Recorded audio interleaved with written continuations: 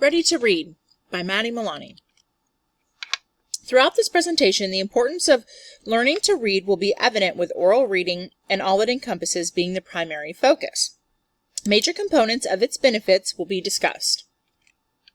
Oral reading.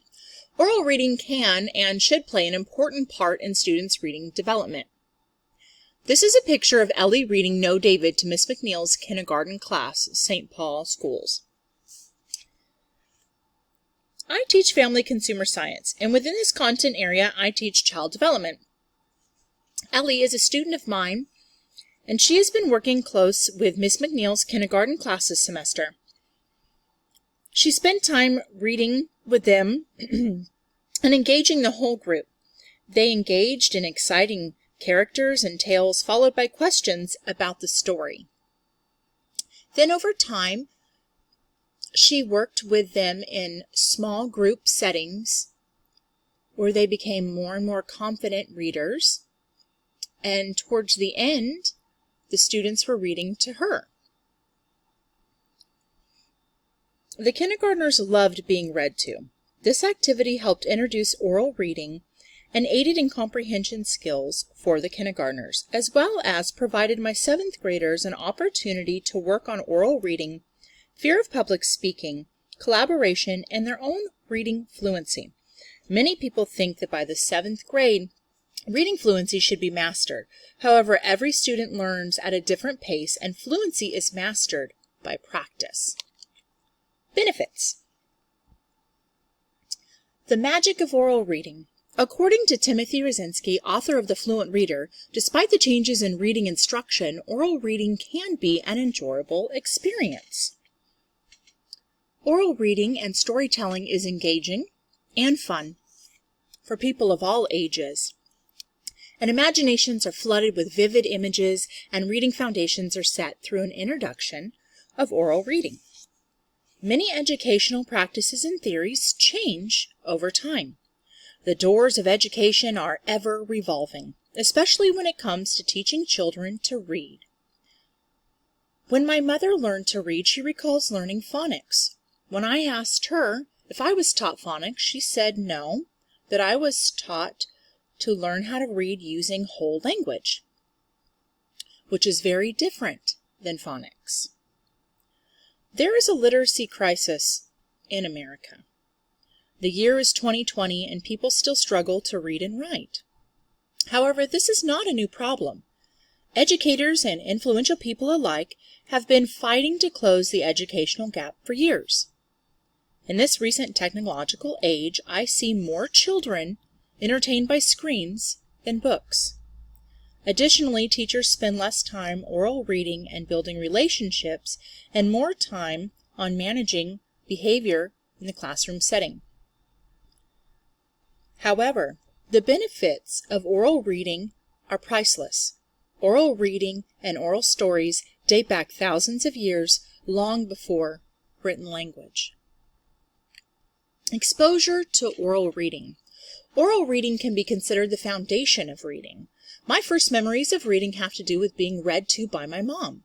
The impact this had on my life was huge. It imposed a love of books and the anticipation of learning how to read.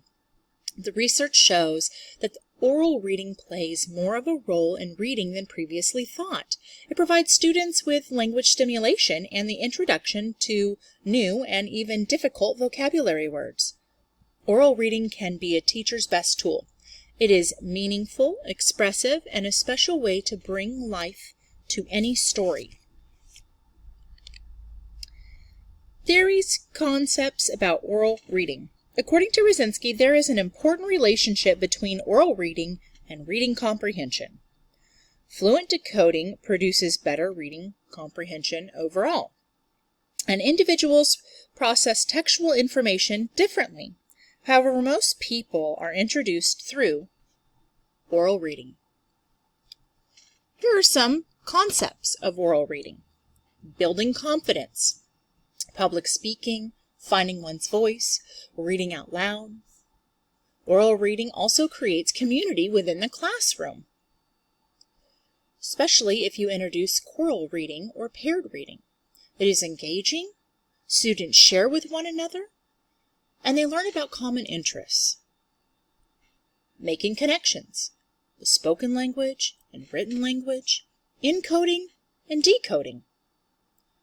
Decoding skills, word recognition, phonemic awareness, speaking and listening.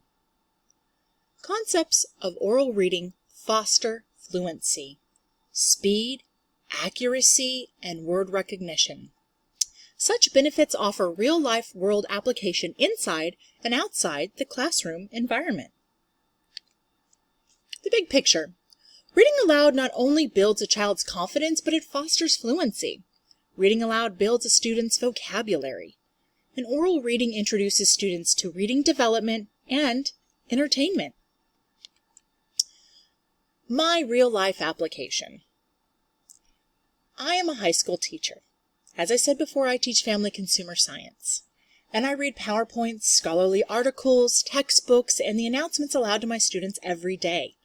Additionally, my students also practice choral and paired reading in class. Students often pair up and read articles and complete a Think, Pair, Share activity with the class. My students often experience many diverse assignments, which include using different modalities, such as creating a PowerPoint presentation, oral presentation, such as a speech, and videos. A history of oral reading builds confidence in public speaking, which is helpful for many students who wish to seek professional careers. Many of my students are in school clubs such as Future Career and Community Leaders of America, FCCLA, of which I am the advisor for, Future Business Leaders of America, FBLA, and Future Farmers of America, FFA. These clubs bring business and life skills together with education. These opportunities promote personal growth and development for students who prepare for life after high school. The confidence it takes would not be possible if these students were not comfortable publicly speaking and reading, all of which is an outcome of oral reading, reading comprehension, and fluency. What this means for teachers.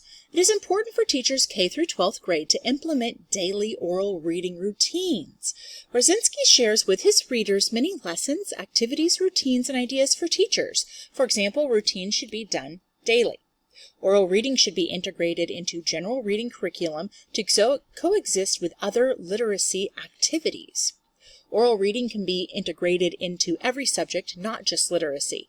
If we bind oral reading to just literacy, students will miss out on continuing to build reading skills and making those connections in other classes, such as history, science, math, and even physical education. Oral reading should be done everywhere. Some tips for teachers. Teacher-led read aloud. Teachers must model fluent reading. Poetry reading, exposing students to all forms of literature and literacy skills. Create fluency development lessons. Teach with intention. Collaborative reading exercises such as Round Robin, Rally Robin, and Think, Pair, Share, paired reading, and choral reading are very helpful.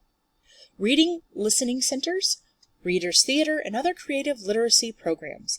All of these tips should aid teachers in promoting oral reading in their classes. Oral reading creates competent readers. Make predictions about text. Use picture cues to support the meaning. Use language structure to predict the text. Use visual feature of print. Monitor by rereading. Cross-check one cue source with another. Self-correct when cues do not match. Link personal experiences within the text. Use appropriate strategies to read different text structures. Read fluently with expression. Can retell what they've read.